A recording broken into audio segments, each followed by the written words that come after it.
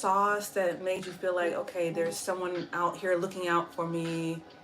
Uh, okay, thank you for the compliment. I appreciate it. Um,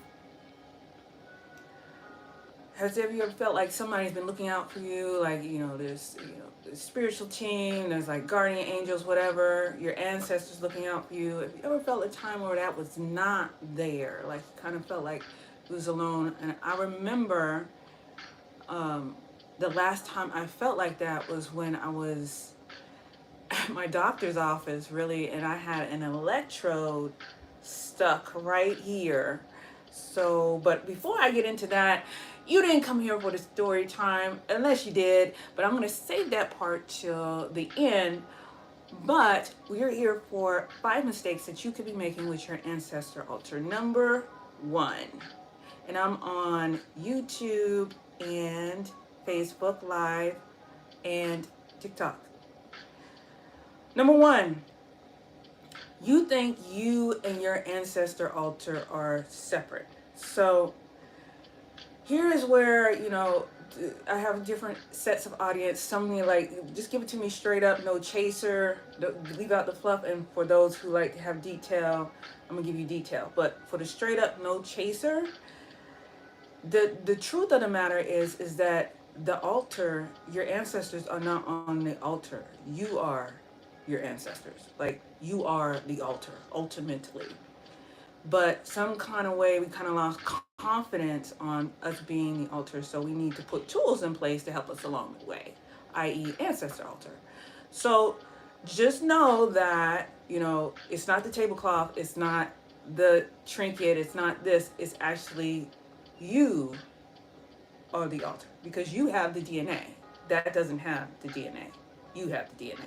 So, if you want to know how to make grandma's sweet potato pie this past holiday season, or, get that business deal done like your uncle did that passed away, you ultimately have to be able to be vulnerable and receive and turn whatever it needs to be turned off, and whatever needs to be turned on, if that makes sense.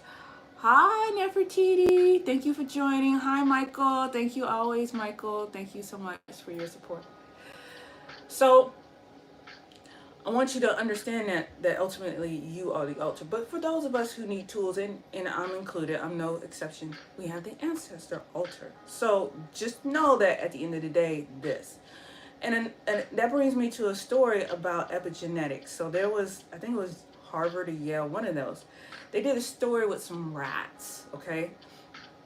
So they put the rats in the maze, and they had fruits and whatever, vegetables or whatever here on this side of the maze. So the rats go around, be like, yo, I'm hungry. Let me go to where that fruit and vegetable is. Okay, let's just go back. And it was like, okay, cool. We're going to put some cranberries. And this is, for example, because I don't know the exact fruit. We're going to put some cranberries over here, but we're going to attach electrodes to it so that every time they bite it, they get a shock. So the rats are going around and they'll say, oh, this cranberry, something new. I like it. It's delicious. Let me see. Oh, snap. That's an electric fruit. Let me, wait a minute now. And they realized that every time they ate that particular type of fruit, that they got a shock. So they was like, damn, I don't like this. This doesn't feel good. It's not good. So what happened is their nose developed certain receptors that when they smelled the cranberries, they knew they didn't need to eat it. Now, here's the kicker. The kicker is they was able to pass those receptors to their children, so that when their children were put in the maze, they smelled the cranberries. They didn't even bother it. It was like, I don't know what's wrong with, I don't know. It's just not feeling that. And they just don't eat it. I don't know. I don't eat it. I don't want to eat it. I don't want to eat it. It smells funny. I don't know. The room is crazy. I don't know. Maybe because it's yellow or something. They didn't eat it. And that is your form of epigenetics. So whether you're trying to turn something on or off, just know that you are the altar at the end of the day, not the ancestor altar. But we need tools to get to where we need to go, so we're confident until we don't need that anymore. Okay, number two. call your helpers only. Like, we all love our peoples. But I gotta tell you a secret, a personal secret. No, not everyone. Hey, hello, Michael. Do you want to come on? Not everyone in my family likes me. Not everyone in your family may like you. So I understand that, okay, you want them all together, cool. You save that for like All Hallows Eve or Samhain or the Day of the Dead or Spirit Day, like when the veil is the thinnest and they can all feast and eat, or New Year's, or even when you have your own family reunion, which would be so cool if you had your own family reunion and did the ancestors. I can't today. Okay, whenever you're ready, Michael. I got a space right here for you. So when you do your own ancestor altar, at the family reunion, that would be bomb if we could get to that point. But what I'm saying is that when it's like those, but for the daily, like in between the year throughout, consistent, you want those who can help you. You want to call those who can help you. You want to be specific. You don't want to call someone who doesn't like you. You want to call people who can help you or have the genes and qualities you like. Unlike my significant other at the time, I think it was back in 2014. And I was with my significant other at the time when we had an ancestor party. In fact, this is the same lover I talk about in my tantra course, who was one of the reasons why I got into tantra, which is funny. So if you are interested in learning that, go ahead and sign up for the wait list. I'm going to release those class dates next year in 2024. So those who are on the wait list can be the first to know. You check out the link in the bio or check out the link below in the description. So we had the ancestor party. Okay, we had the tablecloth, we had the 9 dishes, we had the 9 candles, 9 of this, 9 of that, and the music was going. We had a drummer. I already made food for the drummer, so I wasn't stressed, and it was just got all the condiments. We were going, and it's nice, and we invited my side, and he invited his side. It was like yay, and then everything was over. Day 2, day 3. It's like, I see a man hanging around in the kitchen. I mean, I know nobody's in the kitchen because I'm just here, but I see a man hanging around in the kitchen. And I go to her, it's like, for some reason, it seems like a man is right there in the kitchen. It felt like my uncle was hanging around here a little bit. I said, you talking about the uncle that doesn't like you? He said, yeah. I said, why would he hang around? Because I invited him to the ancestor. Why would you invite someone who didn't even like you in life? Like, seriously. I got stories. But invite him here when we're trying to, get stuff done. And he was like, say, honey, don't invite people that help you, not hinder you. Save it for another time. There's time and place for me. That wasn't the time. But the point was, he learned that lesson. Close that loop. The second point is, which is number 3 for a mistake you could be doing if you are having an ancestor altar or ancestor altar mistakes in general, is that you don't give them a time limit. Like, you have to give them they will hang out. They will hang out. They will hang out and snoop and be like, oh, what she got going on, or what this? And you're like, where are all these bumps coming from all of a sudden? All of a sudden, the purse just falls off the table, and people are just looking at you, and you're like, okay, you're like, okay. The thing is, you gotta tell them, hey, once this is done, go back to the abode in which you came. Once this candle goes out, go back to the abode in which you came. Once this plate gets taken away, go back to the abode in which you came. Once, I don't know, the music is off, go some type of marker or time so they can go. Otherwise, you'll just have them hanging out like his uncle was hanging out. And yeah. So that's number 3.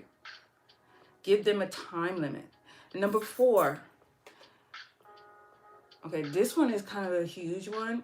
Do not mix the living with the dead. So if you have pictures, like the bare minimum of an ancestor altar, bare minimum, white tablecloth, picture, water, bare minimum. I'm talking about bare bones. And then, you know, you may have a candle after that for like fire, where you cover all the elements, but still bare minimum. So when you have that, and you have your ancestor altar, you don't want to have pictures of someone who's alive with someone who's dead. It's kind of like, you know, you would never have a picnic, put your house in the cemetery, would you? I mean, there's, you know, everything has its own season, right? Everything has its space. That's kind of the same type of lining. So everything that's for the living, don't mix it with the dead stuff. There's a reason, okay? Including pictures. Pictures are normally the most for people faux pas. And then fifth one, final one, and that is get some type of mentor, guru, class, some type of someone who's done it before, who's done it for a while, that you can get information from, and more do's and don'ts. Which is speaking, I'm hosting an ancestor class, free, for you to talk about more about these do's and don'ts. Also, we're going to walk you through it, set you up one if that's what you're interested in, whether your house is big or small, go over those things, and some Q&A. That is free. You can check out the link in the bio or in the description. Furthermore, if you want to learn how to communicate with your ancestors using Obi or the dowsing rods, that's going to be the advanced class right after the free class, and you can get the recording, and I have free complimentary gifts for those who want the recording and attend the class. Details again are in the link below. So that's happening in December 17th, 18th, December 8th, December. Okay, so getting you an ancestor, some type of ancestor knowledge, some a spiritual leader, a guru, is a good thing. It helps you avoid a lot of the pitfalls, like a mentor.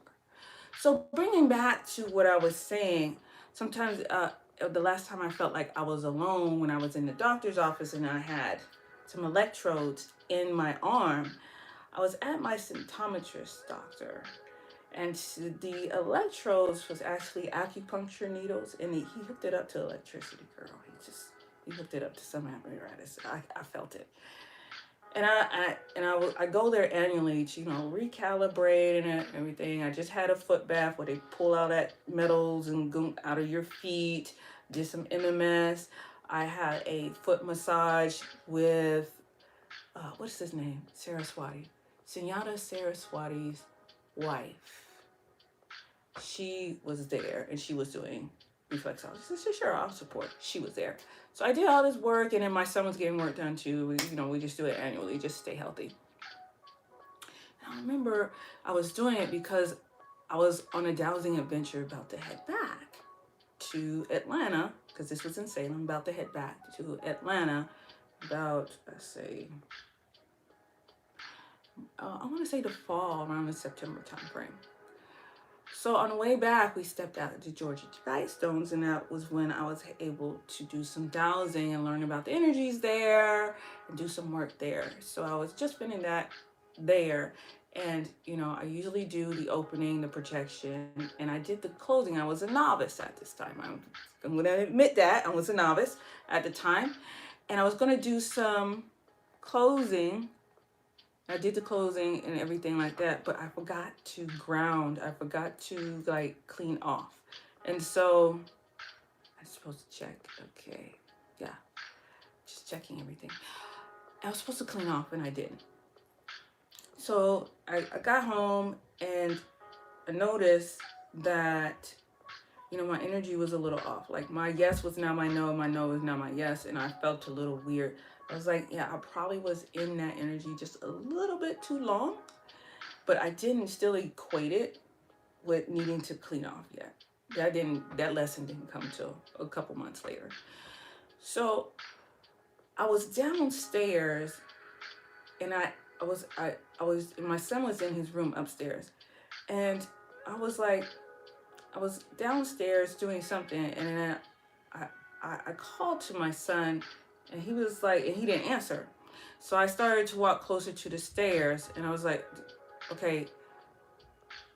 I called for what I was asking for, and he gave me a real smart answer. I was like, and then by that time, I was already tired from the drive, and then all the work that I did at the sacred site. The dowsing, you know, when you douse, you only do 15-20 minutes at a time, and then you got to take a break because it takes so much brain power. Like, you literally use both left and right side of the brain. So I was already tired, mentally drained, and then it's like, my son is giving me lip. Oh no, we about to handle that right now. So I'm start marching up the stairs, and his door closed. I was like, oh, no, he didn't close the door on me. So I go open the door, and he's laying in the bed. And I was like, how did you get, there's no way you could have got to the bed to close the door in the amount of time that I was, because I was almost up at the middle of the stairs. I was already at the middle of the stairs already. He said, no, I ain't closed the door. And I was like, and I believed him because, you know, I was like, okay, there's obviously a spirit here. Let's go see what it wants. So I went downstairs and got my rods. And I already knew, just, you know, premonition, the psychicness kicked in. It's my dad. So I'm asking, hey, is my dad? Yes, it's your dad. Okay, why he closed the door on me? Is he angry at me? Yes. He's like, you're not cleaning off. You just came from here, and you didn't respect the energy there. You closed the portal, which is good, but you didn't clean off. So whatever is on you, I don't want to get it on my grandson. So I closed the door.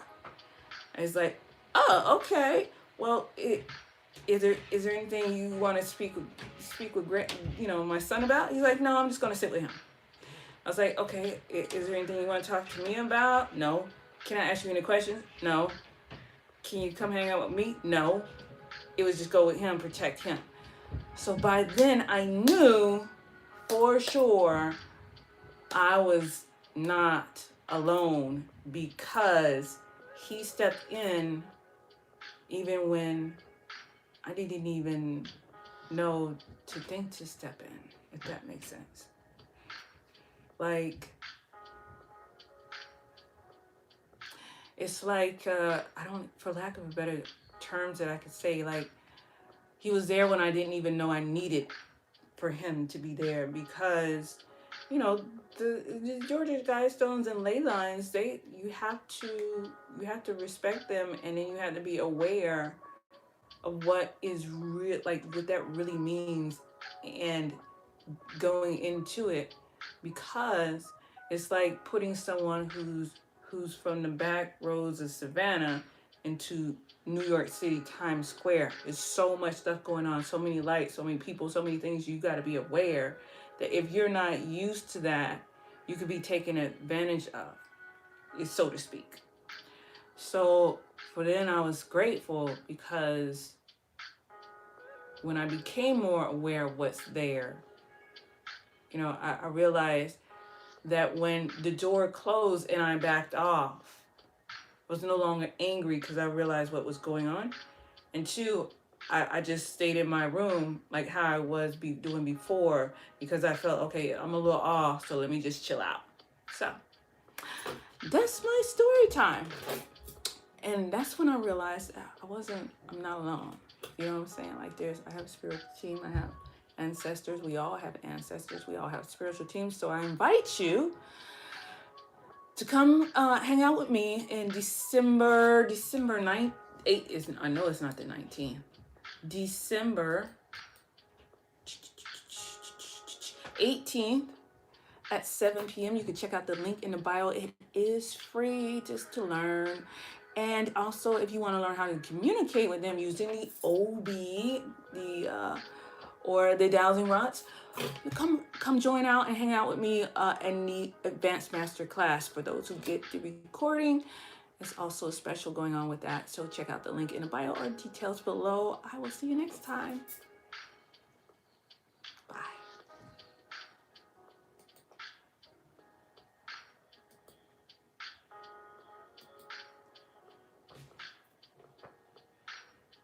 It's like 3.